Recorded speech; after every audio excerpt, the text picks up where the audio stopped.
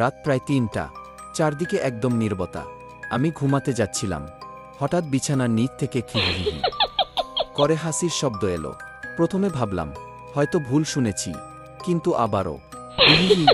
আমি ভয় পেয়ে ধীরে ধীরে নিচে তাকালাম, আর যা দেখলাম, বিছানার নিচে অনেকগুলো সাদা মুখ, সবাই কালো চোখ নিয়ে আমার দিকে তাকিয়ে হাসছে। আমি চিৎকার করে পিছিয়ে গেলাম। হঠাৎ ঘরের লাইট বন্ধ হয়ে গেল।